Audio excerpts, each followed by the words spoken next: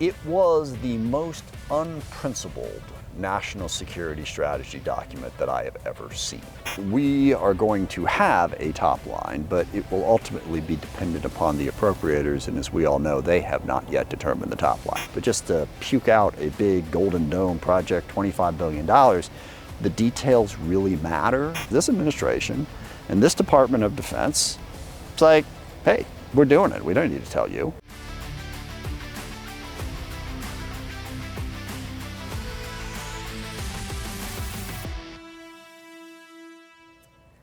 We are here at Reagan National Defense Forum with Congressman Adam Smith, the ranking member on House Armed Services Committee.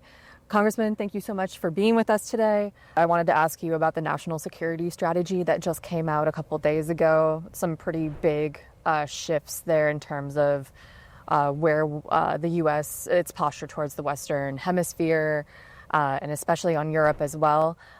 What are your thoughts about how that's... Well, the first thing to remember is, and I don't think this actually is a debatable statement. I think people will try to debate it. It was the most unprincipled national security strategy document that I have ever seen. In that it didn't try to attempt to establish that we had any particular values, rules-based international order, freedom, democracy, human rights, more economic opportunity even. It basically said, look, the U.S. is a powerful country. We have the ability to go out and grab stuff in the world. Let's go do it. And that's not really in keeping with who the United States of America is supposed to be. Now, you can maybe make an argument that, end of ambition, all this crap about how we're the, beacon of democracy, whatever, that was always overrated. Let's just move past it.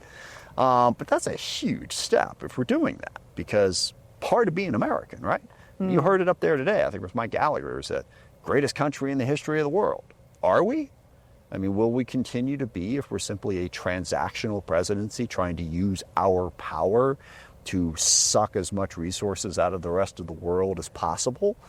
So I'm really worried about that. And then on the spheres of influence, the 19th century way of looking at the world, it's troubling that we're looking to dominate the Western Hemisphere. I don't think that's our business. Yeah, we have interests here. We need to protect our interests. We absolutely need to stop the flow of drugs, have a secure border, protect ourselves.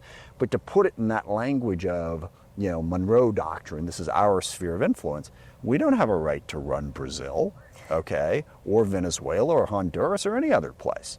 We have a right to protect our interests. So that language is very troubling. Then you pivot it over to Europe, and it was like, Europe, you're kind of annoying at this point, too many immigrants, you're not listening to us anyway. So there was just a lack of commitment to European security and no mention whatsoever in that document of the threat that Putin and Russia pose, not just to Europe, but to the world.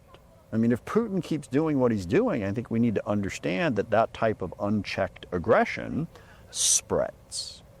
Do you see Congress, especially congressional Republicans, pushing back against this at all? No. The level of cognitive dissonance, and it's interesting, we had a very lovely discussion this morning about a wide range of issues that are important. And I have a lot of Republican colleagues. I mentioned Mike Rogers' leadership on acquisition reform. I was on the panel with Mike Gallagher, who's a really smart, capable guy on what should we do about China? How should we do acquisition reform? What should our policy be in the Middle East? Whole bunch of different good questions. But against the backdrop of we have a president who doesn't believe in following the law, who doesn't believe in the Constitution or rules. He believes in power, that if you are powerful, you do what you want. Well, that is a major, major shift in who we are as a country. And that's not to say that people don't push the bounds of those rules and laws. Occasionally they do. But we've never really had a president who said, the law, rules, that's just, let's start with the fact that it's not the Department of War, it's the Department of Defense. That's what the law says. And yet we've spent millions of dollars transitioning it over something that's blatantly illegal. So I think the Republicans are still talking about American values, but they're thus far unwilling to challenge this president when he directly contradicts and places at risk those very values that they profess to support. I've got one last question for you. We're going to go kind of a tech geek angle on this one. Golden Dome, I know most of the program is classified. Are you getting the information that you need from the Pentagon on that? And are you hearing anything about when the Pentagon is finally going to say how it's going to spend the $25 billion, and that No. was... We are not getting the information we need at this point. And you hit upon the single biggest issue.